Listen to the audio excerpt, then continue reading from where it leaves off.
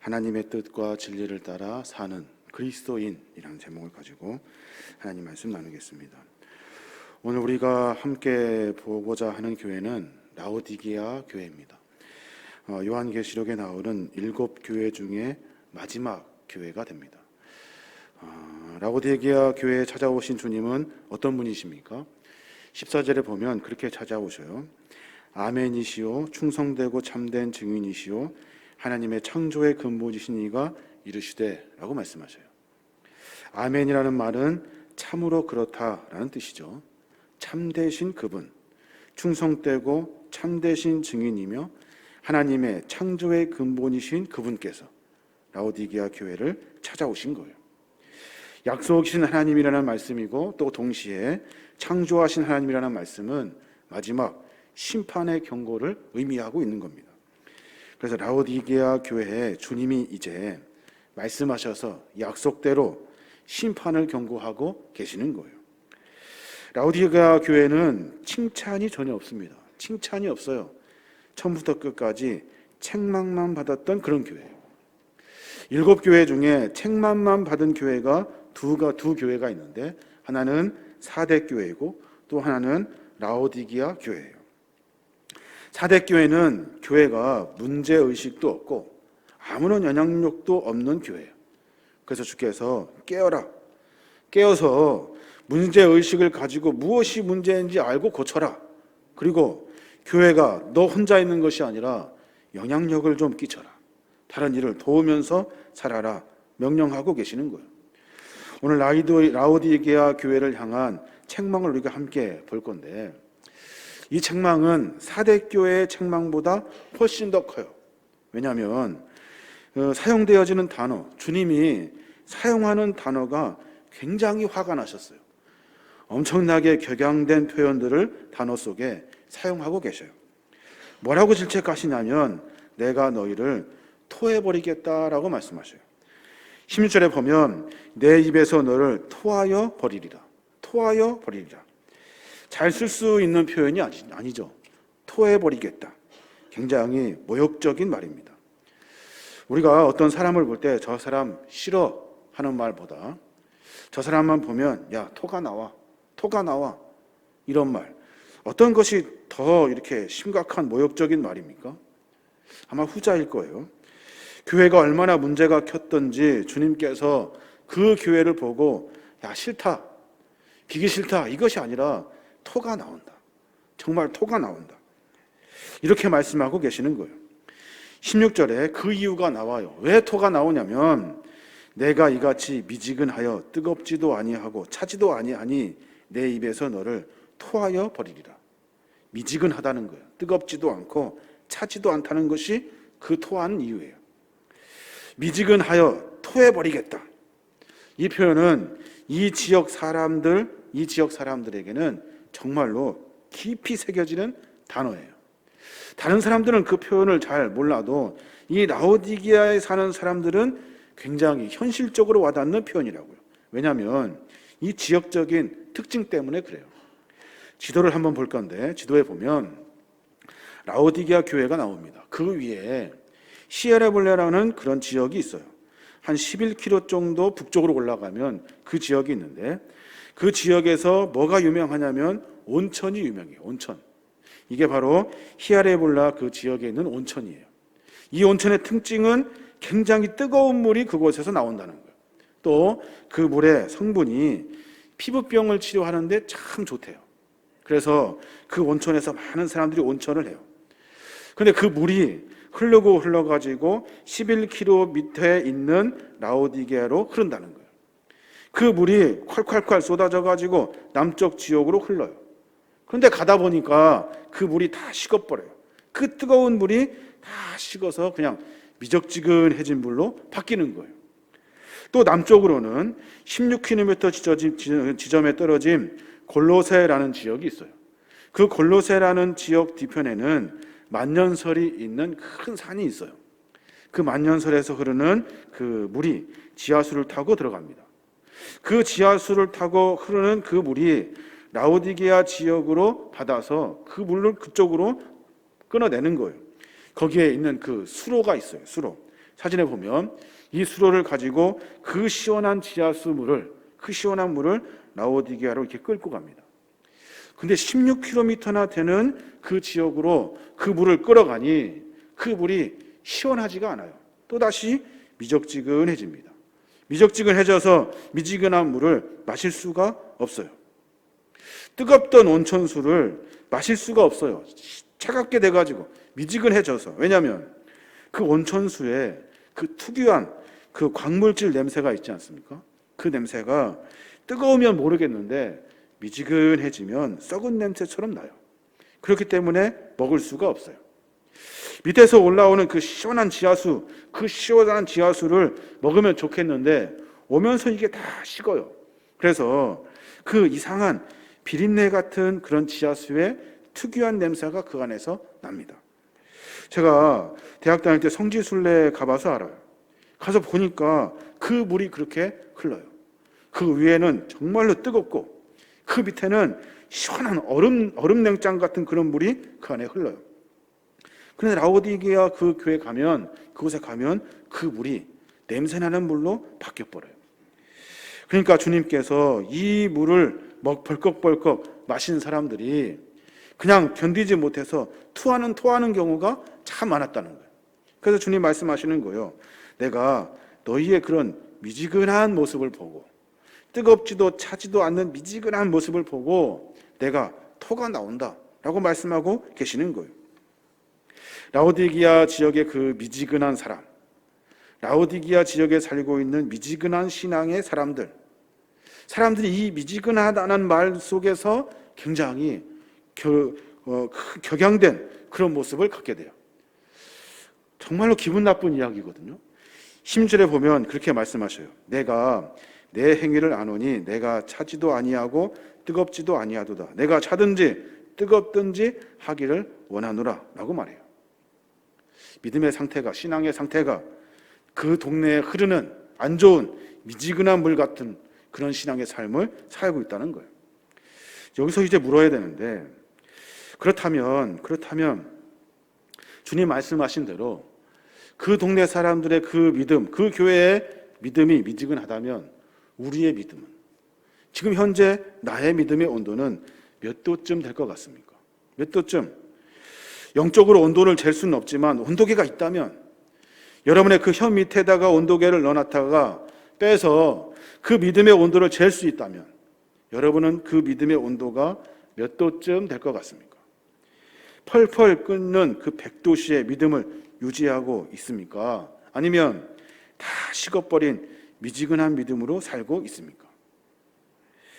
여러분 누구나 다 믿음 있을 때 한때 뜨거웠던 사람들이에요. 신앙생활은 처음에 뜨겁게 시작하거든요. 내가 주님을 섬겨보겠다. 내가 교회 다녀보겠다. 믿음을 가져보겠다. 그러면서 기도도 하고 열심히 주 앞에 헌신도 하고 봉사도 합니다. 근데 이게 시간이 가면 갈수록 자꾸 식어요. 마치 히에라볼레에 있는 그 뜨거운 물이 손을 담글 수 없을 정도로 뜨거웠던 온천수가 시간이 가면 갈수록 계속해서 그 믿음이 식어지는 것과 같이 우리의 믿음이 계속 식어져 가고 있다는 거예요. 오늘날 교회를 보면 세 부류의 사람들이 있대요. 세 부류의 사람들. 하나는 뭐냐면 왕년에 열심히 신앙생활한 사람들.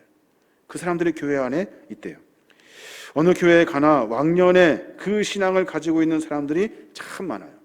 목사님, 저 우습게 보지 마십시오. 그래도 제가 전에 왕년에 이런 일을 했고 이런 헌신했고 이런 일 맡아서 했습니다. 왕년에 저는 속으로 그래요. 그러면 금년은 어떻게 하실랍니까? 금년은 왕년에 뜨거웠다는 거예요. 왕년에. 지금은 어떠냐고 묻고 싶어요. 그런 사람들이 제일 많고요. 두 번째 어떤 부류가 많냐면 내년에 신앙이 제일 많아요. 내년에 신앙이 좋아질 거라는 거예요. 왕년에 신앙이 제일 많고 그 다음에 내년 신앙이 제일 그 다음 많아요. 묻지도 않았는데 찾아와가지고 목사님 제 일이 잘 풀리면 내년에는 더 잘하겠습니다. 제가 지금은 충성 못하지만 조금만 기다려주세요. 내년에 하겠습니다. 나중에 코로나 끝나면 대통령 선거 끝나면 아기가 학교 가면 제가 은퇴하면 그때 열심히 하겠습니다. 그때 하겠습니다 하는 성도가 두 번째로 많대요. 그러니까 지금 뭐 하라는 거예요? 부담 주지 말라는 거예요. 지금 부담 주지 말아라. 나중에 할 테니까 부담 주지 말아라. 어떻게 될지도 모르잖아요, 우리가. 지금 당장 문 앞에 나가 어떤 일이 벌어질지도 모르는데 참 장담하고 있어요. 믿음의 대가가 아닐 수가 없어요. 그런 분들이 두 번째로 많대요. 그분들에게 제가 이렇게 마음속으로 질문을 하죠. 지금은 어떻게 하시렵니까? 지금은. 주님도 똑같이 묻고 계시는 거예요. 왕년에 자랑하고 나중을 약속하지만 주님은 지금을 묻고 계셔요. 지금 너는 네 신앙은 어떠니? 라고 묻고 계시다고. 주님 언제 오실지 모르는데 지금 밖에 나가면 주님이 금방 오실 수도 있는데 금방 나를 불러가실 수도 있는데 지금 네가 지금 어떻게 하고 있냐는 거예요. 과거에 뜨거운 것 다 알아요. 미래에도 잘 하실 것이라는 것 잘 알아요. 근데 지금 온도를 재봐야 돼. 지금 믿음의 온도가 몇 도인지 재봐야 돼. 뜨거운지 아니면 차가운지, 지금 내가 신앙생활 하는 것이 뜨겁지도 차갑지도 않은 미지근한 온도를 가지고 있다면 주님이 우리를 보고 토해버리신대요. 토해버리신대요. 성경에 보면 과거 믿음 진짜 좋고 미래 믿음 진짜 좋은, 그런데도 그래서 믿음이 약해서 책망 아닌 책망을 받은 사람이 있어요. 과거 믿음도 좋아, 미래 믿음도 좋아. 근데 지금 현재의 믿음이 시원찮아. 그래서 책망을 받은 거예요. 요한복음 11장에 보면 나사로의 여동생 마르다가 나와요. 마르다가 오빠가 갑자기 죽었어요. 죽기 직전에 예수님한테 사람을 보내서 빨리 와달라고 부탁합니다. 근데 예수님이 늦게 오셔요. 나사로가 죽은 지 사흘 후에 예수님이 오십니다. 예수님이 오고 있는 것을 보고서 소리를 지르며 마르다가 버선발로 막 뛰어가요. 그리고 예수님을 붙잡고 이렇게 말합니다. 예수님, 오빠가 죽었어요. 그런데 예수님이 며칠 전에 계셨더라면 우리 오빠가 죽지 않았을 겁니다. 예수님이 며칠 전에 계셨더라면. 지금 마르다는 예수님과 대면하고 있거든요. 참 과거의 믿음이 참 좋아요. 예수님만 있었더라면 그런다고요. 예수님께서 답답하셨는지 말씀하셔요. 예수님께서 이르시되 내 오라비가 다시 살아나리라. 그럼 뭐라고 해야 돼요? 예, 아멘, 맞습니다, 믿습니다라고 해야 되는데 마르다는 이번에는 미래로 튀어요. 미래로. 24절에 보면 마르다가 이르되 마지막 날 부활 때에는 다시 살아날 줄을 내가 아나이다. 예, 부활 때가 되면 오라비가 다시 살아날 줄로 믿습니다. 그러면서 갑자기 미래에 대한 이야기를 하고 있어요. 과거 믿음도 좋고 미래의 부활의 신앙도 믿어요. 근데 지금 당장 내 앞에 예수님이 계신데 예수님께 묻고 답하는 그런 것이 없어요. 지금의 믿음이 전혀 없어요. 어쩌면 이 마르다의 이야기가 우리의 이야기를 하고 있는 거예요. 오늘 라오디게아 교회의 이야기 속에서 우리가 깨달아야 하는 것은 저 멀리 있는 뜨거운 물 아니가, 저 밑에 있는 시원한 물 아니라 지금 현재 내가 지금 어떤 물을 가지고 있느냐가 중요한 거예요. 주님은 오늘 너의 믿음이 어떠냐, 너의 그 믿음의 상태가 어떠냐고 묻고 계시는 거예요. 너의 그 신앙의 온도는 몇 도니? 묻고 있다고요. 과거 충성도, 미래 충성도 다 좋은데 지금 현재 충성하고 있냐는 거예요. 과거 헌신, 앞으로 할 헌신도 중요한데 지금 현재 그 너의 헌신이 어떠냐고 묻고 있는 거예요. 계속해서 주님은 지금을 묻고 있다고요. 뜨거워져야 되죠. 차갑든지 뜨거워져야 되죠. 근데 지금 신앙생활이 어떠냐는 거예요. 열정이 식어버린 신앙이 얼마나 무섭고 얼마나 비참해지는지 모릅니다. 육신의 만족함이 채워지면 그만이라는 생각, 이것이 참으로 우리를 어렵게 만들어요. 나의 꿈을 이루면 된다는 생각들, 나의 꿈이 이루어지면 만족하는 사람들이 얼마나 쉽게 타락하는지 우리는 너무나도 잘 알고 있어요. 그래서 신앙은 역동성이라고 말해요. 역동성. 매일매일 반복되고 회복되어야 하는 거예요. 우리가 편안함으로 인해 우리의 욕망을 이루는 것으로 인해 식어버린 신앙이 얼마나 무서운지 깨달아야 돼요. 그렇게 되면 그 역동성이 없어져 버리면 주님은 우리를 토하여 버리신대요. 버려버린다는 말이에요.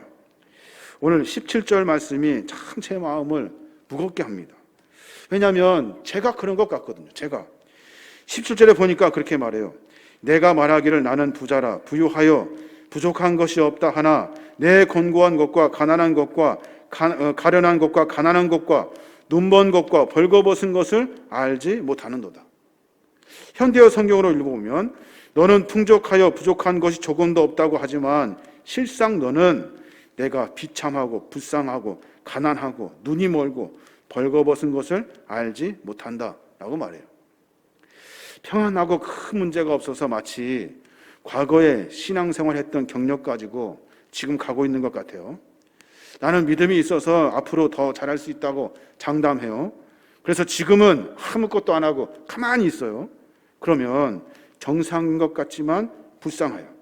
비참하고 불쌍하고 가난하고 눈이 멀은 상태고 벌거벗은 상태라는 거예요. 그래서 우리는 어떻게 합니까? 교양 있게 예수 믿어요. 교양 있게 교회를 다니고 주일은 크리스찬인데 세상 누리면서 살아요. 주일 되면 점잖은 척 교회에 나와요. 그렇게 살아갔나고요. 과거에 그 자랑, 믿음 자랑하고 미래에 믿음 장담하면서. 근데 주님 뭐라고 말씀하시는 거예요? 지금, 너 지금 아무것도 아니야. 너 지금 아무것도 아니야. 주님 보시니까 너무나 비참해요. 너무나 불쌍한 거예요. 영적으로 치료받고 회복돼야 되는데 무슨 상태인지를 모르는 거예요. 로마서 13장 11절에 보면 너희가 이 시기를 알거니와 지금은 자다가 깰 때라 밤이 깊고 낮이 가까이 왔으니 그러므로 우리가 어둠의 일을 벗고 빛의 갑옷을 입자라고 말해요. 이 시기를 알아야 돼요. 이 시기를 지금은 자다가 깰 때예요. 깊은 잠 낮이 가까웠으니 우리가 어둠을 벗어버릴 때예요. 지금 내 상태가 어떤지를 분명히 알아야 하는 거예요. 문제는 뭐예요? 지금 내 상태가 어떤지를 모른다는 거예요. 나는 정상인 것 같아. 나는 잘하고 있는 것 같아. 나는 부자야. 부족한 것이 없어. 세상으로는 그렇지 몰라도 영적인 세상에서는 너무나 불쌍한 사람이에요. 나이도 중요하고 자리도 귀합니다. 돈도 중요합니다. 근데 신앙생활에서는 그런 것들이 중요하지 않아요. 뭐가 중요합니까? 그리스도인으로 지금 살고 있느냐가 중요해요. 지금이 중요하다고요. 맨날 그렇게 이유가 많아요. 과거 어쩌고 미래 어쩌고 무섭게 이야기한다고요. 지금이 중요해요. 지금이. 하나님 앞에 그 모든 것은 아무것도 아니에요. 중요한 것은 우리의 지금의 삶이 중요해요. 지금 내가 열정을 갖고 있느냐, 헌신의 사명을 감당하고 있느냐가 중요한 거예요. 하나님은 우리의 겉모습을 보시는 분이 아니셔요. 겉모습을 보는 분이 아니시라 내면의 깊숙한 곳에 영적인 상태를 보시는 분이세요. 그러니까 무엇을 주목해야 됩니까? 내 곤고한 것과 가련한 것과 가난한 것과 눈먼 것과 벌거벗은 것을 우리는 몰라요. 우리는 몰라. 근데 주님은 내 안을 들여다보시고 말씀하시는 거예요. 너 참 곤고하다. 너 참 불쌍하다. 가난하다. 눈이 멀었구나. 너 이렇게 벌거벗고 다니니. 지금 네 상태를 보니까 그래. 말씀하시는 거예요. 이 말은 무슨 말이에요? 창피하다. 수치스럽다. 부끄럽다. 그런 말이에요. 마지막 하신 말씀, 벌거벗은 것을 알지 못하는다. 이 말씀, 중요한 말씀이에요. 다른 사람들은 다 아는데 자신만 모르고 있는 거예요. 내가 정상인 것처럼 신앙생활 하고 있다고요. 왜요? 과거에 믿음 생활 잘했거든요. 앞으로 잘할 거거든요. 지금이 문제다. 지금. 그래서 예수님이 그들에게 권고하셔요. 이 권면의 말씀을 우리가 잘 들어야 돼요. 18절에 보면 그렇게 말씀하셔요. 내가 너를 권하노니 내게서 불로 연단한 금을 사서 부유하게 하고 흰옷을 사서 입어 벌거벗은 수치를 보이지 않게 하고 안약을 사서 눈에 발라 보게 하라 라고 말씀하세요. 지금 현재 신앙이 미적지근한 사람, 미지근한 사람, 뜨겁지도 차지 않은 사람들에게 주님이 처방전을 내려주신 거예요. 세 가지. 불로 연단한 금을 사래요. 그냥 금이 아니라 불로 연단한 금. 불로 연단한 금이 뭡니까? 불로 연단한 금이라는 것은 시험과 고난을 통해서 단련을 받은 순수한 믿음을 말해요. 그러니까 베드로전서 1장 7절에 그렇게 말해요. 너의 믿음의 시련이 불로 연단하여 없어질 금보다 더 귀하여 라고 말해요. 믿음의 시련, 믿음으로 말미암아 받는 그 시련으로 말미암아 연단되고 또 연단되어져서 정말로 정금같이 귀한 금이 되는 거예요. 욥기 23장 10절에 보면 너의 가는 길을 오직 그가 아시나니 그가 나를 단련한 후에 내가 정금같이 나오리라 말씀하셔요. 계속해서 우리를 단련하라고 선포하고 계시는 거예요. 우리의 삶과 신앙에서 우리가 연단한 금을 살려면 어떻게 해야 되냐면 우리 스스로 고난과 훈련을 받는 자리에 우리를 내어드려야 돼요. 그러니까 적극적인 훈련의 장소에 우리가 들어가야 하는 거예요. 사탄은 우리를 어떻게 꼬십니까? 좀 더 자자, 좀 더 편안하자, 좀 더 즐기자 그렇게 말해요. 근데 주님 뭐라고 말씀하셔요? 불로 연단한 금을 사래요. 불로 연단한 금 어디서 살 수 있습니까? 고난과 훈련의 장소에서 살 수 있어요. 이렇게 우리가 밑에 층을 보면 주일학교 아이들이 있는데 선생님들이 토요일에 오셔서 막 청소해요. 환경 정리하고 공과 준비하고 그 일을 다 해요. 남들은 토요일날 다 놀러 다니는데 그 일을 와서 하신다고요. 주일날 아이들 오라고 전화를 다 해요. 다 해서 아이들에게 막 전화해서 오라고 해요. 왜 그렇습니까? 왜? 연단한 금을 사기 위해서. 내가 가만히 있으면 편안하잖아요. 그런데 그 연단한 금을 사기 위해서 주 앞에 헌신하는 자리에 서는 거예요. 토요일마다 새벽에 청소하러 모이셔요. 나이가 많으신 분들이 다 오셔요. 힘없고 연약한 분들. 그분들이라고 새벽에 안 졸린가요? 졸립죠. 고난과 훈련의 장소에 들어가는 거예요. 왜요? 그 연단의 금을 사기 위해서. 내가 앉아서 편하게 있을 수 있어요. 가만히 앉으면 아무것도 안 하면 편하죠. 그런데 절대로 그렇게 하면 연단의 금을 살 수가 없어요. 새벽에 기도하러 오십니다. 먼 거리에서 기도하러 그렇게 오셔요. 한 번도 빼먹지 않고 오셔요. 그 시간에 온라인으로 일어나 새벽에서 예배 드립니다. 왜 그렇습니까? 왜? 자기 자신을 연단의 장소에 밀어넣는 거예요. 왜 밀어넣습니까? 연단의 금을 살려고. 함께 계속해서 연단하고 훈련하는 장소에 나 자신을 밀어넣어서 그 안에서 팔고 있는 금을 산다고요. 연단의 금을 소유한다고요. 세상에서 안락하게 편하게 있으면 배부르고 그냥 부자인 것처럼 살지만 그것 가지고는 믿음 안에 승리할 수 없다는 거예요. 자꾸 나 자신을 연단하고 훈련받는 장소로 밀어넣어야 돼요. 그래야 그 안에서 연단의 금을 살 수가 있는 거예요. 교회 보수하려고 지난주에 답사를 가서 견적을 내갖고 왔습니다. 자기 시간 다 드리고 힘듦을 마다하고 수고로움을 감수하고 자신의 그 어려운 일 속에서 그 일을 내 자신을 밀어넣는 거예요. 왜요? 연단의 금을 살려고.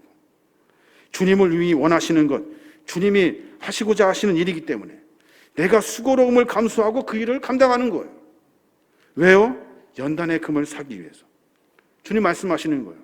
편안하고 안락하고 가만히 있으면 믿음 좋은 줄 알고 믿음 깊은 줄 알고 믿음이 완벽한 줄 알죠. 그렇지 않다. 믿음이 좋을 때는 연단의 금을 사기 위해서 나 자신을 거기에 밀어넣어야 돼요. 그래서 주를 위해 헌신할 때 그때 연단의 금을 살 수 있는 거예요. 두 번째는 흰옷을 사서 입으래요. 흰옷. 미지근한 신앙에 있는 데게 흰옷을 사서 입으래요. 흰옷을 주시는 이유는 뭡니까? 라오디가 교회인들이 벌거벗고 있기 때문에 그래요.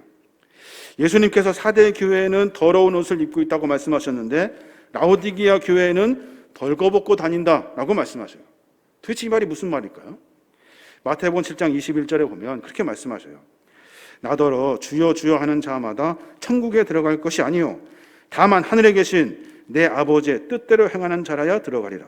그날에 많은 사람이 나더러 이르되 주여 주여 우리가 주의 이름으로 선지자 노릇하며 주의 이름으로 귀신을 쫓아내며 주의 이름으로 많은 권능을 행치 아니하였나이까 하리니 그때 내가 저희에게 밝히 말하되 내가 너희를 도무지 알지 못하니 불법을 행하는 자들아 내게서 떠나가라 말씀하셔요.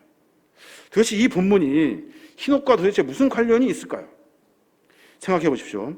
여기 나오는 사람들 굉장한 많은 일들을 했던 사람이에요. 예수 이름으로 선지자 노릇하고 귀신 내쫓고 권능을 행했다고요. 근데 마지막 날 예수 앞에 섰어요. 자랑하듯이 주님 앞에 떳떳이 섰는데 주님 말씀하시는 거예요. 넌 누구니? 넌 누구니? 너 그 도대체 내가 알지를 못하겠다. 아니 제가요 별거 다 하고 왔는데요. 다른 사람들 다 있는데 창피하게 부끄럽게 마치 발가벗기듯이 네 점수는 빵점이야. 왜 이런 일이 생기는 걸까요? 왜 이런 일이 하나님 말씀을 듣는데 하나님 말씀을 읽는데 순종하는 삶을 살지 않기 때문에 그래요. 순종하는 삶을 살지 않기 때문에 주님 앞에 떳떳할 수가 없는 거예요.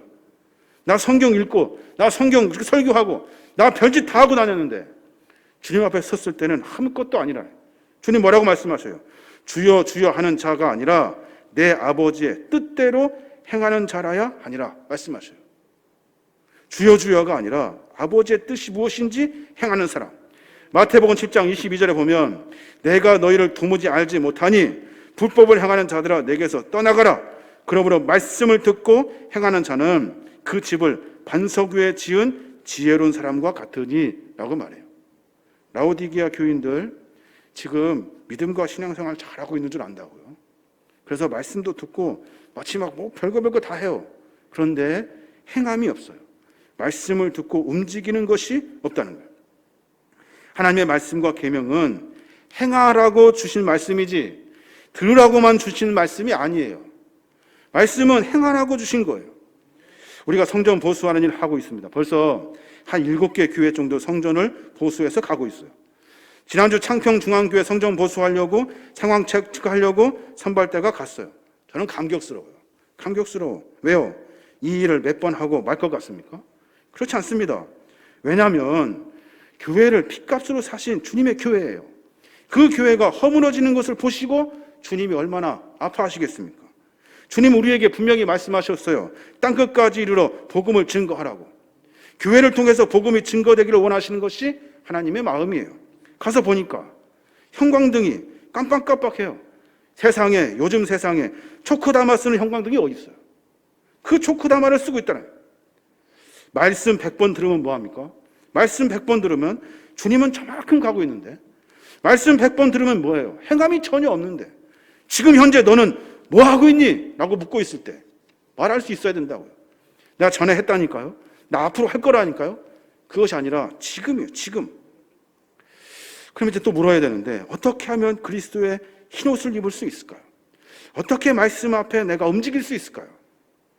십자가로 가야 돼요. 십자가 아래 내 모습을 내려놓아야 돼요. 내 믿음과 신앙을 다시 점검해야 돼요. 십자가 앞에 내려놓고 물어야 돼요. 나는 과연 그리스도인인가?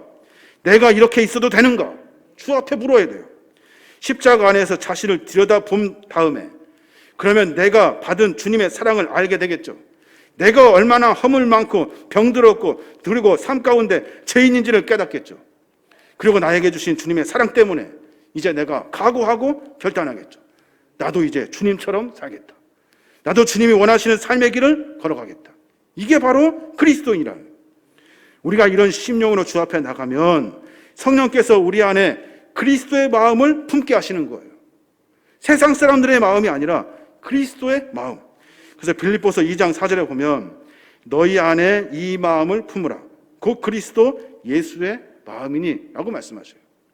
내가 십자가 앞에 섰을 때 그 십자가가 무엇인지 알고 깨닫게 되면 주님의 그 사랑을 받은 것에 내가 감격하여 그 은혜를 고백하게 되면 자연스럽게 우리도 예수님이 무엇을 원하시는지 예수의 마음이 어디에 있는지를 우리가 찾게 된다는 거예요. 이게 바로 흰옷을 입는 거예요. 흰옷을 입는다는 것은 작업복과도 같아요. 주님의 마음을 우리가 입는 거예요. 주님의 마음을 입고 내 마음대로 살아가는 것이 아니라 나는 이제 주님의 작업복을 입은 작업자입니다 하면서 주의 사명을 감당하는 거예요. 그래서 흰옷을 사서 입어야 하는 거예요. 마지막으로 주님께서 우리에게 치료제인 안약을 사서 바르래요. 안약. 신앙이 미지근하다면 안약을 사서 발라야 돼요. 안약은 무엇을 의미합니까? 성령께서 내 양심을 예민하게 하시는 거예요. 또 영적 눈을 열어서 주께서 우리로 하여금 영적인 세계를 보게 하신다는 의미예요.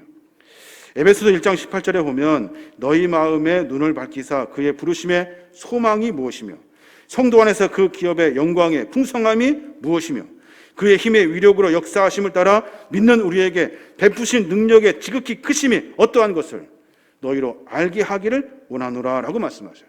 어떻게 해서요? 눈을 밝혀서 알게 하시기를 원한대요. 영적으로 소경된 것을 고치고 진리와 오류를 분별하여서 하나님의 역사와 사탄의 기만을 구별하게 내기 위해서는 우리가 영적인 눈을 떠야 돼요. 어떻게 영적인 눈을 뜰 수 있을까요? 영적인 눈을 어떻게 하면 뜰 수 있을까요?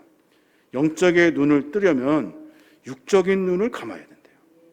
무슨 말입니까? 기도해야 돼요. 기도. 19절에 그래서 그렇게 말해요. 그러므로 내가 열심을 내라, 회개하라 라고 말씀하셔요. 열심을 내면서 주 앞에 기도하며 내 자신을 돌이켜 회개하는 기도를 해야 한다는 거예요. 그래야만이 영적인 눈이 열리는 거예요. 이게 안약이에요. 이게 안약. 그냥 그 동네 안약이 유명해서 그거 사서 바르란 이야기가 아니라고요. 사랑하는 여러분, 우리는 분명히 라오디게아 교회에게 주시는 주님의 경고의 말씀을 들어야 돼요. 저는 이 말씀을 준비하면서 그런 생각이 들어요. 내가 진짜 얼마큼 미지근한지, 내 믿음이 얼마나 연약한지, 나에게 과연 뜨거움이 있는지, 그 열정이 있는지, 그러니까 과거에 내가 주 앞에 그렇게 기도하고 몸부림쳤던, 사명을 감당했던 그 기억 가지고 내가 지금 살고 있는 것은 아닌지, 또 입술로는 잘 해보겠습니다, 이제 다음부터 열심히 하겠습니다, 기도하겠습니다, 잘하겠습니다 라고 말을 하지만 지금은 아무것도 아니에요. 지금은 주님 뭐라고 말씀하세요? 너 누구니? 너 누구니 한다고요. 주님 말씀하세요. 야, 널 보면 토가 나온다. 토가 나온다. 주님 말씀하셔요. 야, 내가 너한테 처방전을 내려줄 거니까 이거라도 해봐. 이거라도 해봐. 하면서 말씀하시는 거예요. 사랑하는 우리는 분명히 알고 깨달아야 돼요. 주님은 라오디게아 교회에게 하신 말씀이 아니라 우리 교회에게 또 우리에게 하시는 말씀이에요. 사랑하는 여러분, 연단의 금을 사십시오. 연단의 금을. 연단의 금을 헌신하고 고난이 있고 어려움의 장소에서 주를 위해 사명을 감당할 때 그 금을 살 수 있어요. 생각해 보니까 저는 참 가난해요. 금이 한 돈도 없어요. 연단의 금이 없어. 내가 그거 가지고 뭔가 해야 되는데 하나도 없어. 얼마나 안타까운지 몰라요. 여러분, 헌신과 봉사의 자리에 사명을 감당해야 돼요. 그래야 그 금을 살 수 있어요. 흰옷을 입어야 돼요. 흰옷. 그냥 겉으로 보여지는 흰옷이 아니에요. 흰옷은 작업복이에요. 주님의 마음을 알고 깨닫고 그 마음대로 쓰임받을 수 있는 작업복. 그래서 주 앞에 맨날 말씀만 듣고 맨날 말씀만 읽고 맨날 그 자리에 앉아서 말씀 듣고 이렇게 하는 것이 아니라 말씀을 듣고 삶을 고쳐내는 거예요. 내가 이렇게 살겠습니다. 흰옷 입고 출발하는 거예요. 그래야 돼요. 마지막으로 영적인 눈이 열어져야 돼요. 어떻게 하면 열릴 수 있을까요? 여러분, 눈을 감아야 돼. 기도하는 눈을 감아야 돼. 그래야 우리가 이 미지근한 신앙에서 벗어날 수 있어요. 뜨겁든지 차갑든지 우리의 삶의 모습을 분명히 점검하여서 우리에게 하신 말씀을, 주님이 하신 말씀을 들어야 돼요. 그래서 고쳐내야 돼요. 지금부터라도 고쳐내야 돼요. 그래야 우리가 주의 거룩한 사명을 감당할 수 있는 거예요. 우리 계림교회 믿음의 종들이 주의 말씀 잘 듣고 마지막까지 주의 사명을 잘 감당하길 원합니다. 마지막에 주님이 하신 말씀, 이 말씀이 참 또 마음이 아파요. 뭐라고 하십니까? 계시록 3장 22절에 보면 귀 있는 자는 성령이 교회들에게 하시는 말씀을 들을지어다. 100번 설교하면 뭐합니까? 100번 설교하면 그럼 듣지를 않아요. 성령께서 하시는 말씀을 듣지를 못해. 저도 그렇고 많은 사람들이 그럴까 봐 걱정이 돼요. 여러분, 듣는 귀를 가지시길 바랍니다. 성령께서 하시는 말씀을 듣고 삶을 고쳐낼 수 있는 그리스도인이 되어야 하는 거예요. 저 여러분이 그런 삶을 통해서 마지막 때에 맨날 직책만 받는 것이 아니라 이제 마지막 때 주 앞에 칭찬받고 전진하시는 거룩한 믿음의 종들 되시길 주님의 이름으로 축원합니다.